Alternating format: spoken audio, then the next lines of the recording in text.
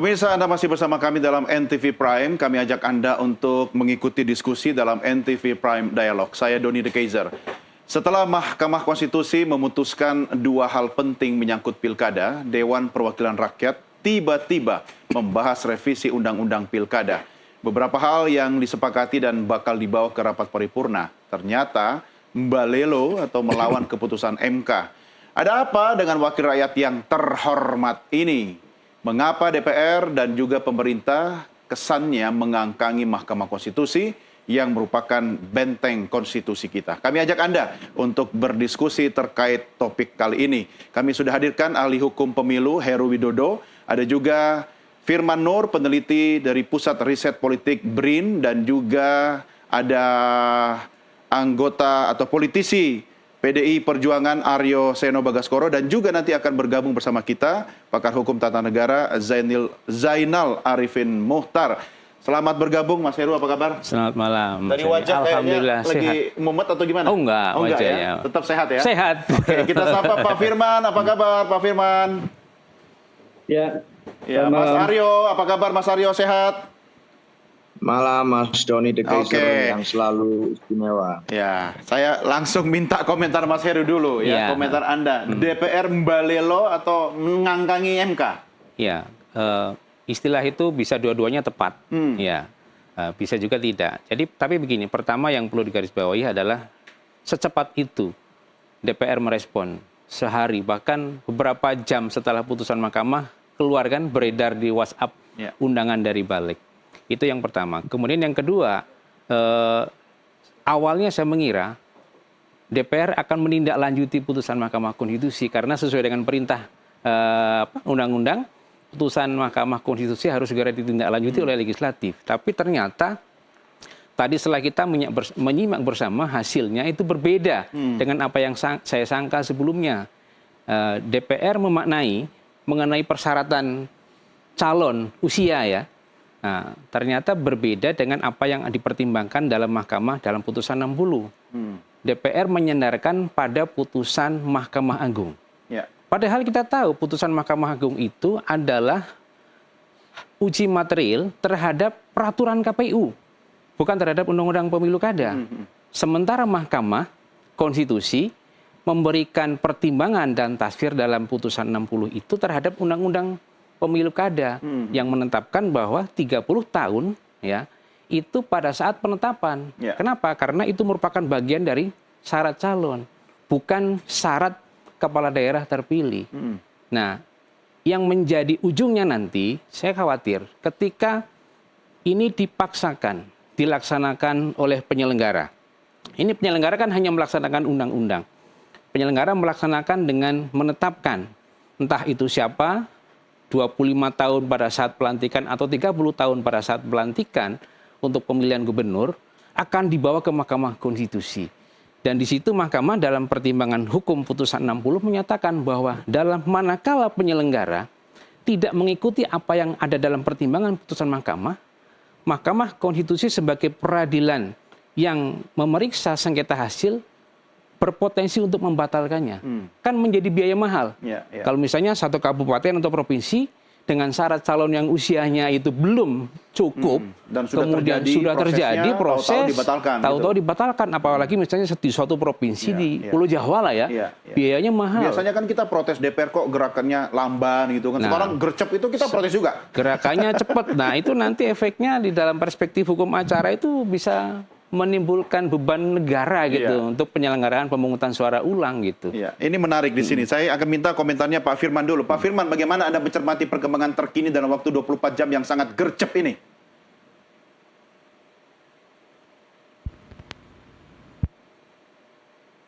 Akan mereka ya untuk menggagalkan apa yang sudah ditetapkan oleh MK gitu. Dan ini sekali lagi membuktikan bahwa demokrasi kita ini dijajah oleh kaum elit atau secara teori disebut sebagai elitis demokrasi. Di mana demokrasi itu pada dasarnya hanya sekedar prosedural untuk kemudian secara substansial dibajak dan diolah oleh para elit untuk kepentingan eksklusif mereka. Begitu. Dan ini merupakan bukti demi bukti demi bukti yang sudah banyak sekali buktinya bahwa negara ini dikelola secara elitis. Jadi sudah bukan terang benderang lagi, tapi sudah silau. Karena demikian Silau. banyak pembuktian bagaimana ternyata lembaga yang harusnya menjadi perwakilan aspirasi rakyat itu menjadi lembaga yang elitis, yang manuvernya bisa lambat, bisa cepat, tergantung pesanan elit, begitu. Dan ini karena memang bicara soal waktu untuk kepentingan kekuasaan di level nasional maupun di level lokal khususnya, maka ini dilakukan gerakan-gerakan cepat yang ternyata kontraproduktif dan antitesis terhadap makna demokrasi itu sendiri. Jadi negara ini dibentuk dengan semangat daulat rakyat, di mana rakyat dipersilahkan secara bebas untuk menyampaikan aspirasinya, termasuk mendapatkan pilihan-pilihan politik yang baik, yang bernas, termasuk di dalamnya pilihan terkait dengan kepala daerah yang akan memimpin mereka di daerah, namun ternyata itu semua direduksi, dihambat dengan satu manuver politik yang pada dasarnya lebih mengakomodir kepentingan sesaat, kepentingan partai, kepentingan kekuasaan, ketimbang memang kepentingan menyalurkan kepentingan rakyat itu sendiri, aspirasi rakyat itu sendiri. Dan ini merupakan sebuah setback yang luar biasa, satu hal yang menurut saya memalukan, apalagi manuvernya sampai membawa MA, hanya untuk demi membenarkan satu aktivitas yang inkonstitusional dan melawan semangat trias politika itu sendiri. Jadi betul-betul setback bagi saya. Ya, karena tadi Anda katakan sampai silau, udah nggak malu-malu lagi. Memang mungkin itu tujuannya Pak Firman, biar orang kena silau udah nggak bisa melihat dengan jelas kan. Yang tadinya daulat rakyat sekarang jadi apa? Daulat elit atau daulat Pak D, begitu ya. Artinya DPR sendiri yang harusnya jadi wakil rakyat kita, punya kepentingan apa sih yang secara terang benderang Anda baca ini? Ya, kepentingan adalah untuk menguasai sedetail-detailnya negara ini sesuai dengan kepentingan kelompok tertentu, ya, dengan mengatasnamakan rakyat, tapi kemudian membungkam aspirasi rakyat. Jadi saya kira itu merupakan suatu hal yang jelas, karena kalau memang ikhlas untuk mendemokrasikan bangsa ini, ikhlas untuk memberikan kesempatan kepada rakyat mendapatkan yang terbaik dari pilihan-pilihan alternatif yang dibuka selebar-lebarnya, tentu saja mereka bersyukur dengan ketentuan yang disampaikan oleh MK. Tapi kan kita bisa lihat, alih-alih bersyukur, mereka justru melakukan perlawanan.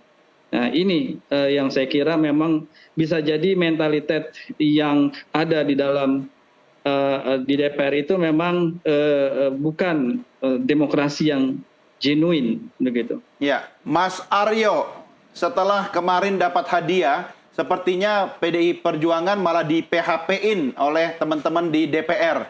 Mas Aryo, catatan Anda seperti apa?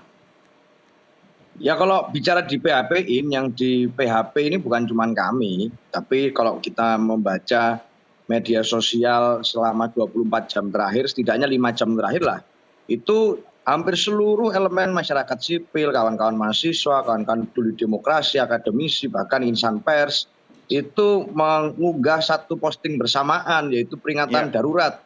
Berarti ada kedaulatan ini dalam hal demokrasi. Demokrasi kita ditikam, seakan-akan rakyat akan diam saja, seakan-akan masyarakat akan menutup mata bahwa terjadi kong kali kong di dalam melakukan yang dikatakan oleh Majelis Kehormatan MK sebagai suatu aktivitas pembangkangan konstitusional. Jadi ini sudah disampaikan dengan tegas oleh MK ini pembangkangan atas konstitusi yang dilakukan oleh Balik DPR RI. Bagaimana mungkin suatu aturan yang kemudian sudah lama sekali ini diparkir, kemudian tiba-tiba hanya karena merespon munculnya putusan MK nomor 60 kemarin, tiba-tiba dilakukan suatu akrobat politik yang sangat gercep dalam waktu 1 kali 24 jam, bisa terjadi sebuah revisi atas undang-undang pemilu. Buat kami ini logika yang berlawanan dengan logika berpihak kepada rakyat. Oleh karena itu tentu kami tidak bisa menerima ini. Artinya sikap politik PDI Perjuangan jelas, kami menolak untuk membawa rancangan revisi undang-undang ini ke rapat paripurna yang akan diselenggarakan besok. Di sisi yang lain kami juga ingin untuk ikut serta pada barisan yang taat konstitusi. Kami nggak mau ikut serta dalam barisan yang membangkang terhadap konstitusi. Artinya DPP Partai PDI Perjuangan besok, tepat besok akan mengumumkan setidaknya 169 nama calon kepala daerah atau calon wakil kepala daerah Termasuk di Jakarta begitu. 169 daerah. Itu merujuk kepada putusan MK yang kemarin. Oke. Jadi berdasarkan indikator yang kemarin. Jadi kami mengharapkan kalau KPU dulu bisa gerak cepat pada saat putusan MK 90 misalnya, yang mana itu juga sangat dekat mepet dengan waktu pendaftaran calon presiden dan calon wakil presiden, itu PKPU bisa keluar cepat karena putusan MK. Kami harapkan di dalam konteks putusan MK yang saat ini juga bisa keluar cepat. Karena putusan MK setahu saya dalam asas hukum manapun yang kita tahu di negeri ini final and binding. Dan semua lembaga negara, semua insan negara harus mentaati itu. Kenapa kok kemudian tidak bisa dicampur aduk dengan putusan MA? Karena kalau kita cermati putusan MA tentang ambang batas usia, itu memutus terkait dengan PKPU atas ambang batas usia. Sedangkan putusan MK kemarin itu memutus atas undang-undang. Maka kalau bicara tentang posisi hierarki hukumnya, antara PKPU dan undang-undang ini jelas lebih tinggi undang-undang. Lalu kenapa kok kemudian harus disetarakan lagi? Ini common sense, logical sense terkait dengan hukum yang saya rasa semua orang bisa dengan mudah memahami bahwa ada sesuatu di sini. Cuma katanya Mas Aryo, politisi atau DPR kan punya logikanya sendiri ya, ala DPR. Besok adalah ajang Anda terakhir kemudian di paripurna untuk melakukan perjuangan. Seperti apa kira-kira PDI Perjuangan akan berjuang di paripurna besok? Ya sikap kami jelas tadi bahwa kami menolak rancangan itu dibawa ke paripurna. Artinya kami juga akan menyampaikan pandangan kami di dalam rapat paripurna secara internal di fraksi.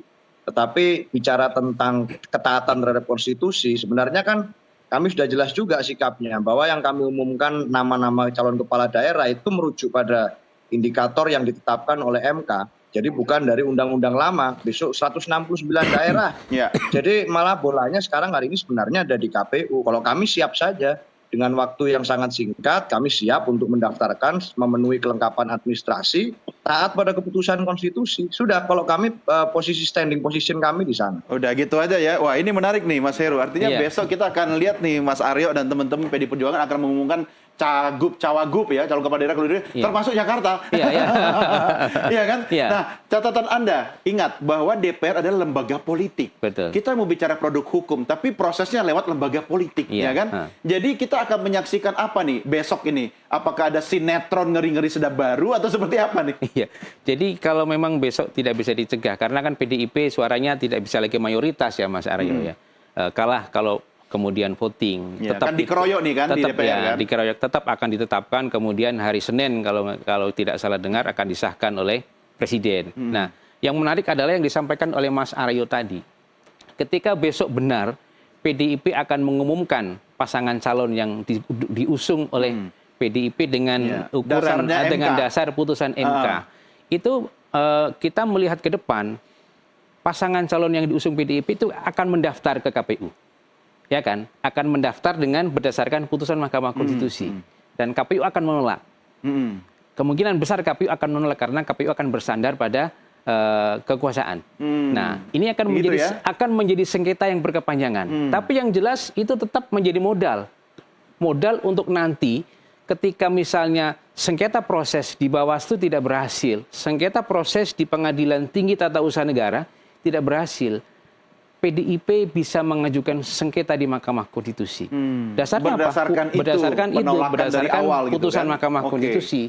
Tapi tetap itu harus mendaftar. Nah, supaya itu ada modal bahwa betul faktanya mereka sudah mendaftar tapi ditolak. Jadi artinya hanya untuk sebagai konfirmasi membuktikan bahwa memang ini terang benderang terjadi sesuatu yang menurut Anda tadi Pak Firman juga ini inkonstitusional begitu. Betul. Jadi itu tetap di 160 berapa tadi wilayah serentak mendaftar, kemudian nanti ketika memang tidak ditetapkan oleh KPU bisa menjadi modal untuk memohon sesuai dengan apa pertimbangan Mahkamah Konstitusi kan. Kalau penyelenggara nggak mengikuti apa yang ada dalam pertimbangan hukum putusan nomor 60, bukan tidak mungkin Mahkamah akan membatalkannya. Oke, tapi yang jadi menarik perhatian saya, Mas Aryo, nama yang akan diumumkan untuk Pilkada Jakarta itu siapa, Mas Aryo? Kami kan mengumumkan dari gelombang ke gelombang, Mas. Jadi besok ini gelombang kedua, bisa jadi Jakarta kami simpan di gelombang terakhir. Oh, Jadi ini masih ada waktu kejutan ya? sampai kapan. Ya, tapi ini kan tinggal kurang lebih ya 5-7 hari lah. Jadi tunggu tanggal mainnya saja. Yang pasti kemungkinan besar ini akan mencerminkan ekspresi politik masyarakat Jakarta. Kami ini sebenarnya bukan anti paslon tunggal kok, seperti selama ini kami menganggap paslon tunggal selalu berkebalikan dengan suara rakyat. Belum tentu. Di daerah-daerah tertentu kadang kalau ada calon yang elektabilitasnya sangat tinggi, meroket 70% atau di atas itu, ada kemungkinan ada kekuatan politik lainnya enggan untuk mengajukan calon, sehingga calon tunggal muncul. Nah, di Jakarta ini kan beda, kontras ini situasinya. Karena kalau membaca survei, kami menggunakan survei misalnya sebagai acuan untuk membaca aspirasi rakyat, itu setidaknya ada 3 nama yang sangat kompetitif. Itu ada Pak Ahok, Pak Anies, dan Pak Ridwan Kamil, yang biasanya Pak Ridwan Kamil terakhir. Yang 2 teratas Pak Anies dan Pak Ahok. Nah, ini sangat dinamis. Artinya masyarakat Jakarta tidak ingin ada satu pasangan calon yang sangat dominan, yang semuanya memilih ke sana, nggak ada itu. Ini membutuhkan dinamika kontestasi yang seru sebenarnya di Jakarta ini. Nah, maka nanti pasangan yang kami umumkan pasti mencerminkan itu. Jadi kalau bicara kader, kami punya kader yang masuk di dalam kriteria itu. Kalau bicara non kader, Pak Anies juga sudah diusulkan kepada kami dan melalui DPD, sehingga tentu itu akan, kalau bisa saya jawab, inisialnya pasti calon gubernur dari kami A. Iya, kalau nggak Ahok, Anies. Nggak mungkin Adoni de Keyser, Heru Widodo. Ya, itu nanti kita akan tunggu 1-2 hari ini apakah Anies akan jadi banteng ya kan atau tidak. Oke, saya akan ke Pak Firman, tapi setelah jeda ya kita akan diskusi lanjutkan di segmen berikutnya. Pemirsa, kami segera kembali sesaat lagi. Tetap bersama kami.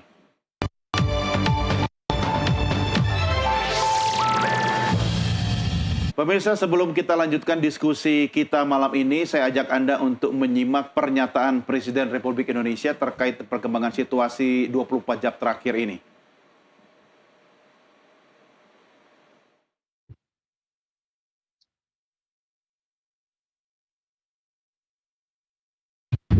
Selamat sore Pak Jokowi. Pak, kemarin kan MK sudah mengeluarkan putusan yang mengubah threshold syarat pencalonan untuk pilkada. Tapi hari ini DPR, balik DPR khususnya melakukan rapat untuk membahas RUU pilkada. Gimana Pak tanggapannya Pak? Iya, kita hormati kewenangan dan keputusan dari masing-masing lembaga negara.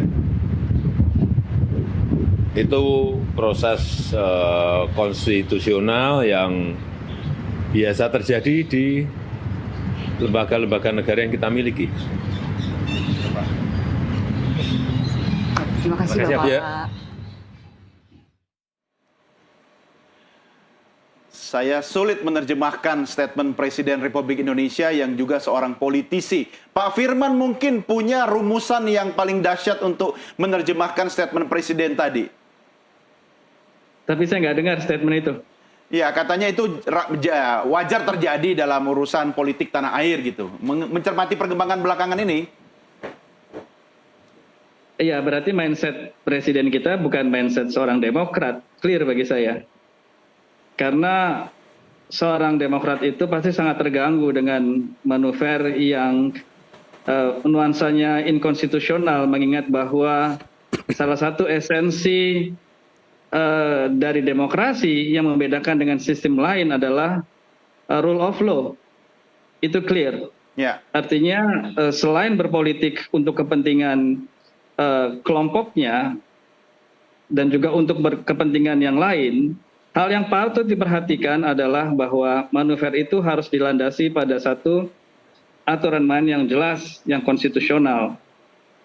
Itu tidak dipedulikan dalam sistem otoriter, sistem diktator, atau bahkan sistem yang bersifat anarki, begitu ya.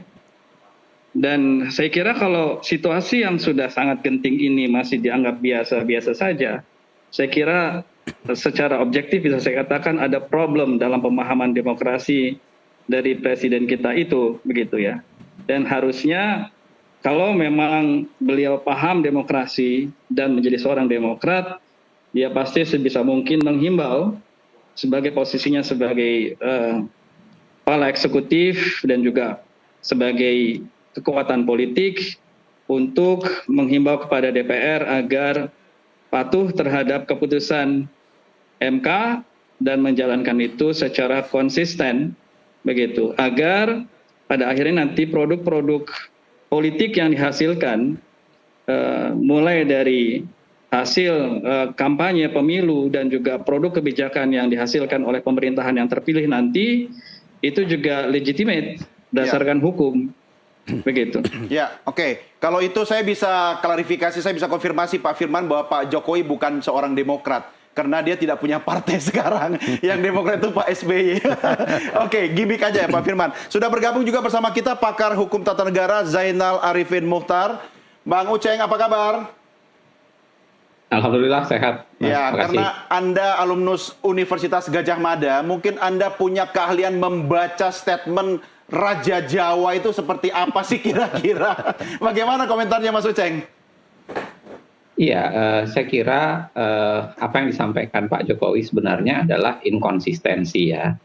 Karena berkali-kali dia mengulang kata-kata bahwa putusan MK itu final dan mengikat. Ya. Jadi final and binding, berulang berkali-kali dia mengulangnya. Saya kira itu dilakukan ketika putusan itu menguntungkan dirinya. Seperti ketika putusan PHPU Pilpres bulan Juni tahun 2019 dan beberapa kali ketika MK dia katakan kita harus hormati Mahkamah Konstitusi, termasuk ketika putusan 90 yang kemudian menjelaskan bahwa anaknya bisa ikut bertarung dalam Pilpres. Tetapi yang mengagetkan tentu saja adalah ketika sekarang berbeda. Tiba-tiba kemudian mengatakan ini semua lembaga punya kewenangannya masing-masing dan lain sebagainya, dan kemudian seakan-akan berbeda. Tapi yang kedua menurut saya yang jauh lebih penting, apa yang disampaikan Pak Jokowi ini harus kita baca betapa dia tidak melihat rakyat itu sebagai faktor penting. Saya kira kalau kita bicara yang kita ributkan, ini bukan soal hanya sekedar putusan MK, tetapi ini soalan bagaimana DPR membuat undang-undang secara super cepat barangkali ya. Karena memang undang-undang pilkada perubahan ini udah lama dinaikkan, tapi substansi khusus ini kan terjadi hanya sekitar dibahas hanya kurang lebih 7 jam. Nah pertanyaannya adalah, kalau kita mau bikin undang-undang yang seharusnya manifestasi dari keinginan publik, di mana konsultasi publiknya di 7 jam itu? Di mana kapan misalnya pemerintah dan DPR itu nanya-nanya ke publik, apa seharusnya yang dibuat dalam sebuah undang-undang. Padahal MK sendiri sudah menyatakan bahwa semua undang-undang harus melalui tahapan yang disebut dengan meaningful participation, dan itu yang membuat pemerintah dan DPR mengubah Undang-Undang 19 tahun 2015 tahun 2019 diubah belakangan dengan memasukkan dan mengubah pasal 96, memasukkan yang namanya partisipasi di dalamnya. Nah, di mana kesadaran itu? Kesadaran partisipatif untuk kemudian meminta pendapat rakyat untuk mendapatkan apa yang diinginkan dari undang-undang. Nah, yang ketiga, saya kira pernyataan itu mewakili kepentingan, saya kira. Ya. Kepentingan betapa siapa itu, Mas? Ya, kepentingan orang-orang tertentu, barangkali termasuk kepentingan keluarga Pak Jokowi, di mana karena kali ini sebenarnya... Maksudnya ini titipan Kaisang begitu ya? Ya, terserah bisa kita terjemahkan demikian. Tapi kalau kita lihat faktor yang paling diperdebatkan kali ini kan sebenarnya adalah adanya gejala partai-partai atau koalisi partai tertentu ingin melakukan borong partai kan, dan menutup peluang orang-orang tertentu bisa berkontestasi. Jadi ingin borong partai, bahkan ingin menciptakan calon boneka, ingin merusak demokrasi. Sama yang kedua, skenario kedua misalnya berkaitan dengan pasal 7 Undang-Undang Pilkada, itu ingin mengegolkan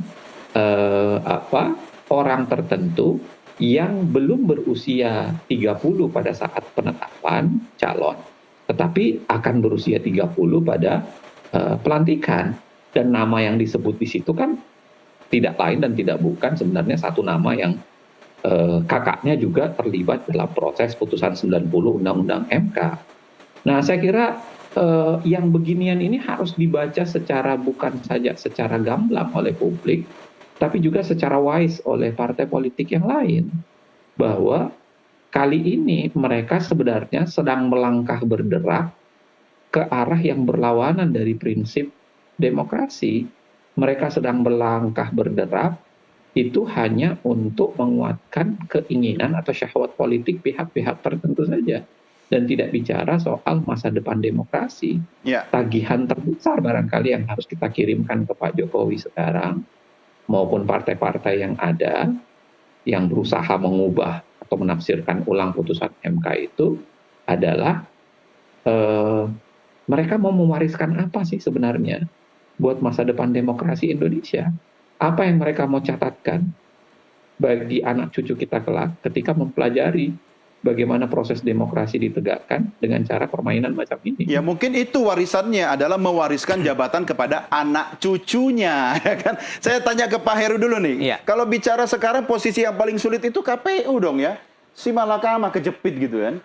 Iya, kira-kira bagaimana? Jadi kan kalau merujuk pada putusan Mahkamah Konstitusi kan disebut penyelenggara. Nah, penyelenggara kan tidak lain adalah KPU. Dalam menindaklanjuti dalam bentuk peraturan KPU itu harus merujuk pada pertimbangan hukum putusan Mahkamah nomor 60. Itu jelas. Nah, tapi kemudian ketika besok disahkan dan kemudian hari Senin diundangkan dengan norma yang berbeda dengan apa yang dalam pertimbangan hukum putusan Mahkamah, KPU mau nggak mau harus tunduk juga pada undang-undang itu yang sebagai hukum positif.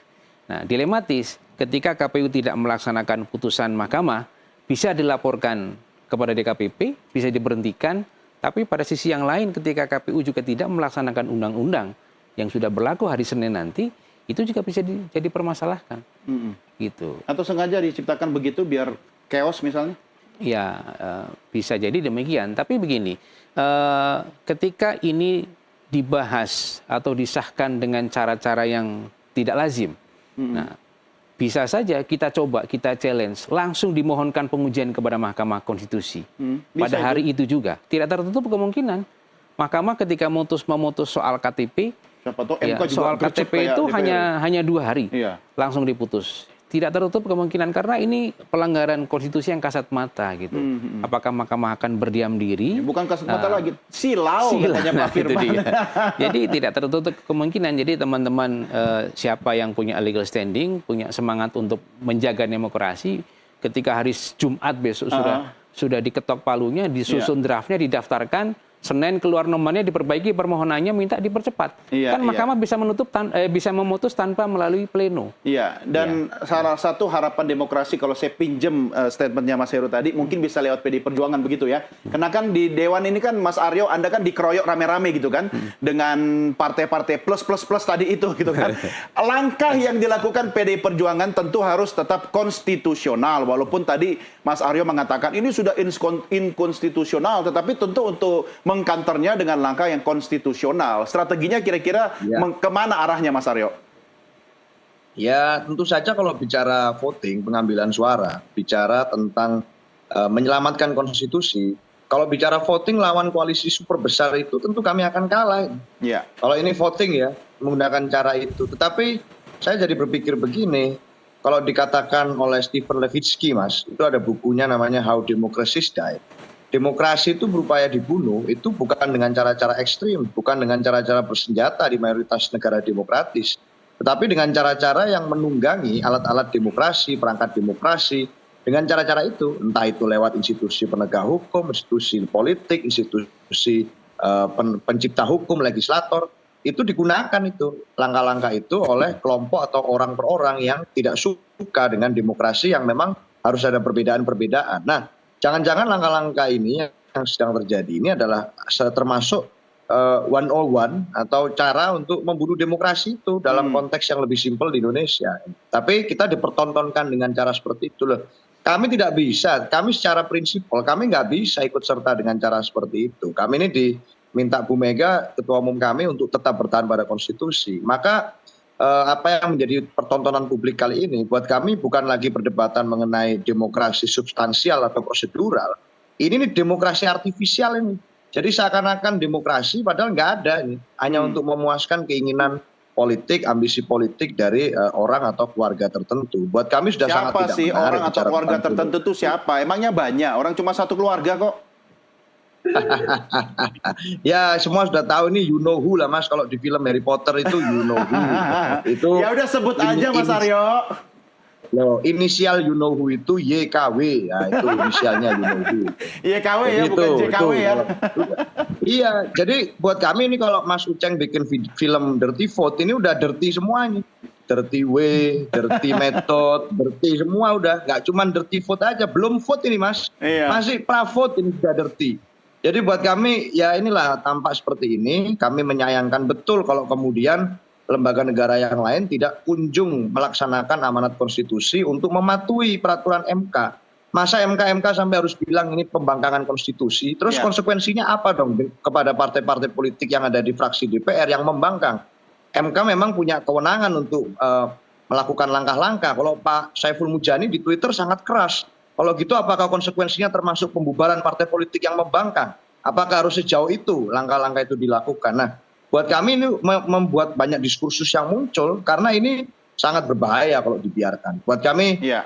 sikap kami tetap sama, kita taat pada konstitusi dan besok akan tetap kita umumkan 169 nama itu berdasarkan putusan MK. Oke, jadi nama yang inisial A tadi itu di pengumuman kedua begitu ya?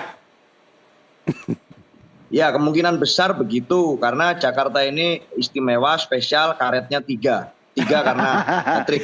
Ya kan A juga Aryo Seno A ya kan. Aku nanti kalau ganti nama jadi A siapa tahu diumumkan PDI Perjuangan. Oke, kita rehat sejenak Bapak-bapak, kita lanjutkan di segmen berikutnya. Kami segera kembali.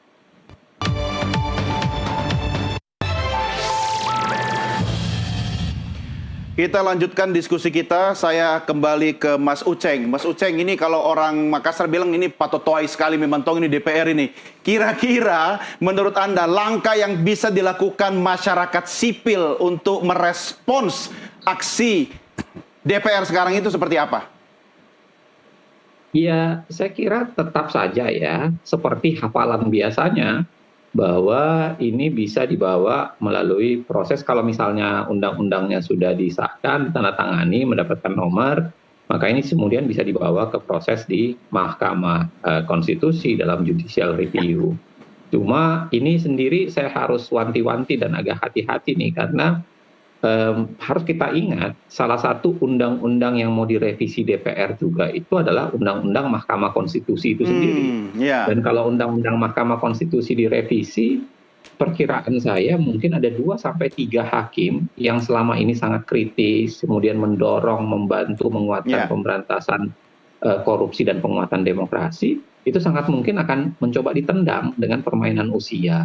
Nah, itu yang saya khawatirkan. Jadi kalaupun ini dibawa ke MK lalu didahului dengan proses seperti itu bisa lagi memutilasi proses yang kita bayangkan harusnya baik, itu kemudian mencoba dirusak. Nah, yang kedua saya kira selain langkah-langkah judicial, saya kira teman-teman kita semua harus meneriakkan aspirasi dan partisipasi kita bersama.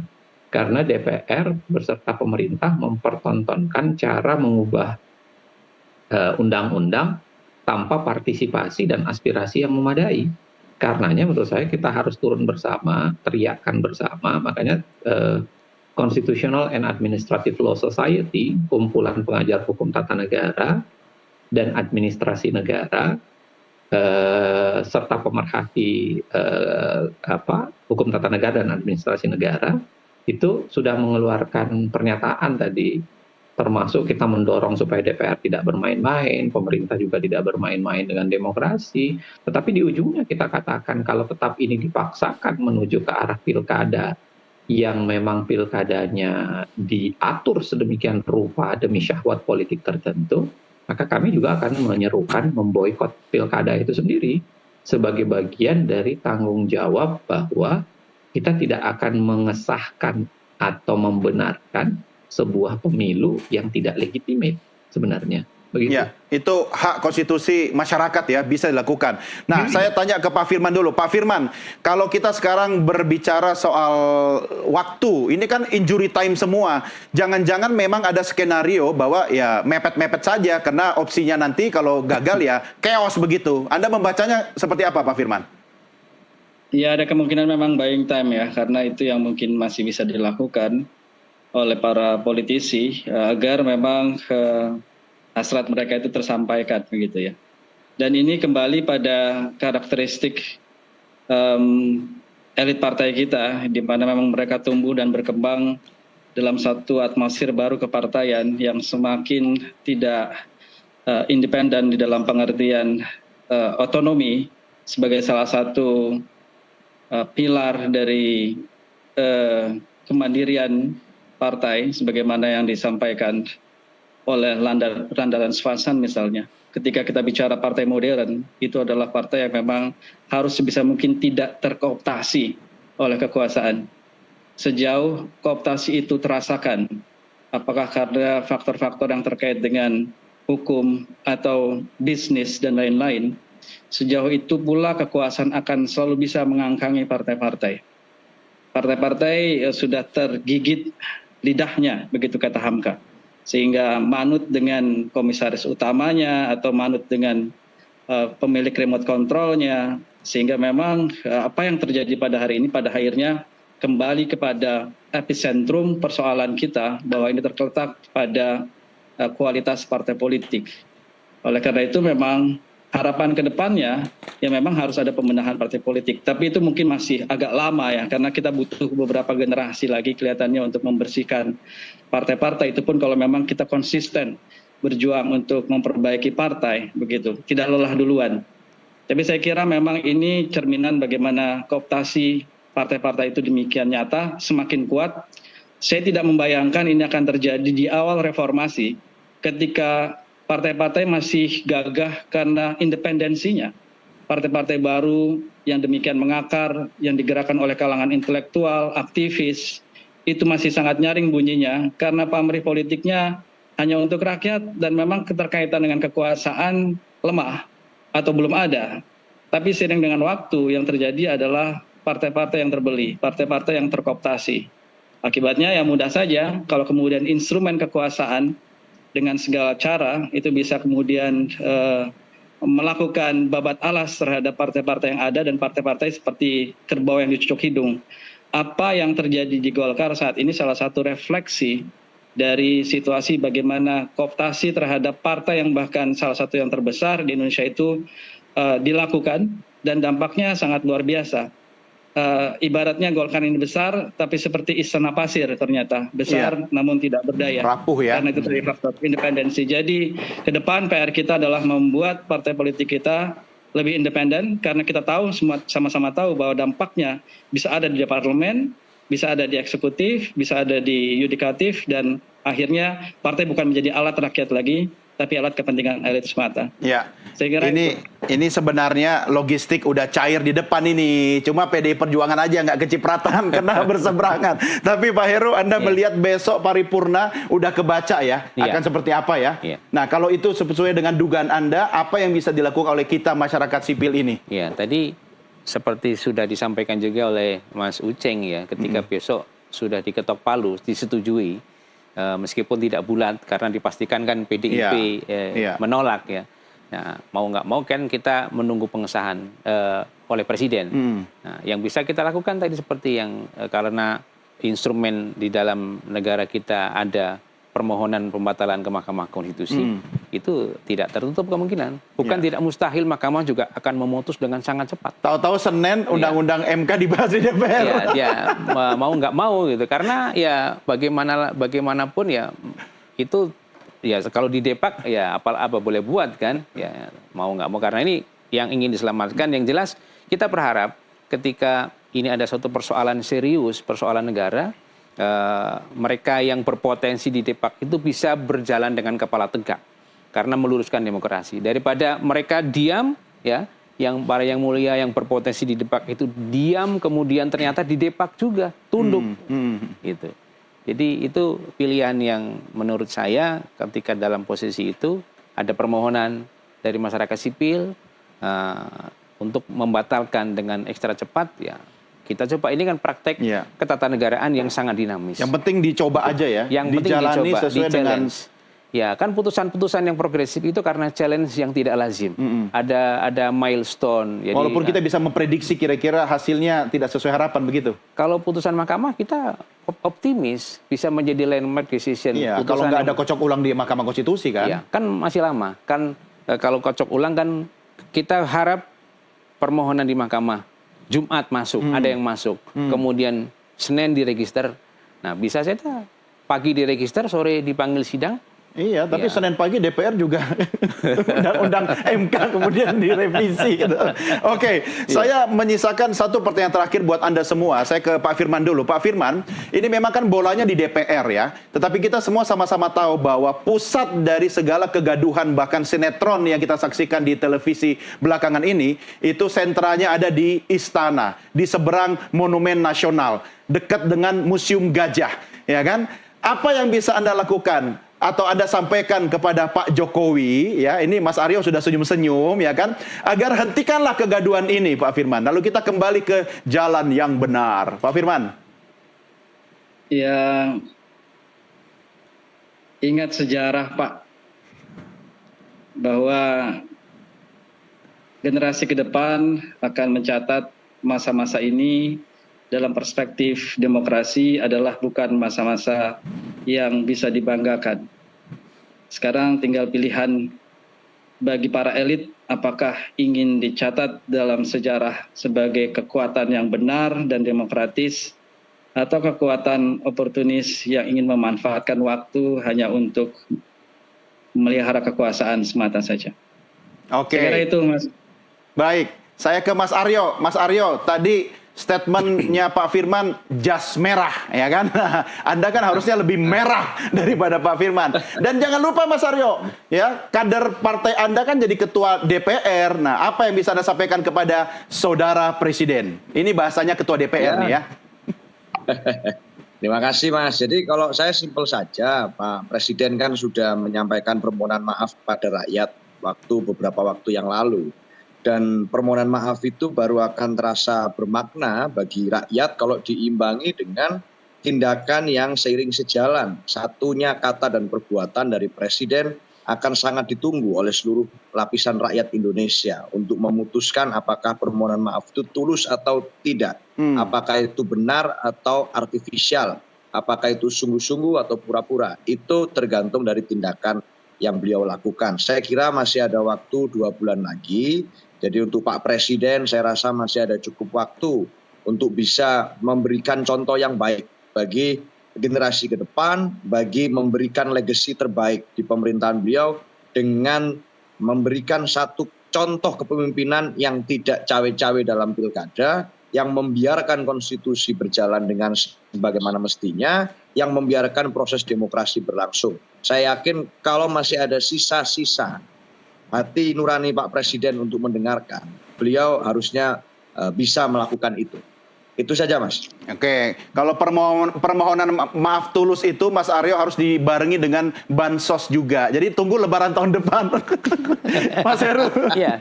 silakan catatan akhir Anda. Ya paling tidak ada inilah setitik harapan lah. Apa yang bisa Anda sampaikan? Oh ya, memang tidak ada yang mustahil. Ya, kejadian-kejadian yang di awal kita juga kaget. Ada putusan mahkamah yang membuat kejutan kan? Iya. Nah, kejutan itu hanya berlaku sebentar. Nah, tadi juga kita kaget ya. Ternyata dianulir. Ya. Kaget-kagetan kita ini berapa hari ini juga ya? lagi. Nah, besok tidak tertutup kemungkinan ada sikap dari masyarakat sipil melakukan perlawanan, kemudian melakukan upaya yang konstitusional. Nah, kita tunggu. Ini ngajak turun ke jalan nih maksudnya nih? Konstitusional. Kalau itu kan masyarakat yang berdemo tidak ada salahnya kan. Saya pikir sudah sejalan dengan Mas Aryo nih, udah mulai ikut barisan di jalan. Jadi kita yakin mahkamah tidak tinggal diam. Ya, kita percaya akan ada kejutan lagi setelah disahkannya undang-undang. Ya. Mungkin kejutan bisa jadi kejutan pembatalan terhadap perubahan itu karena itu jelas melanggar konstitusi. Ya. Gitu. Pelanggaran terhadap konstitusi itu ya tidak ditoleransi. Tapi masih ada harapan ya? Masih ada harapan. Saya yakin kebenaran akan menemukan cahayanya. Iya, kebenaran akan menemukan cahaya dan menemukan jalannya sendiri. Betul. Perkara jalannya dalam minggu ini atau tahun depan kita nggak tahu ya. Oke, baik. Pak Heru, terima kasih. Ya. Matur nuwun ya. Makasih, Mas Aryo, terima kasih. Salam sehat ya, sampai ketemu lagi. Dan juga terima kasih sebelumnya kepada Pak Firman dan juga Mas Uceng yang sudah bergabung bersama kita. Pemirsa, kami akhiri sampai di sini diskusi kita, tapi jangan beranjak dulu. Prime Time NTV Prime akan segera kembali sesaat lagi.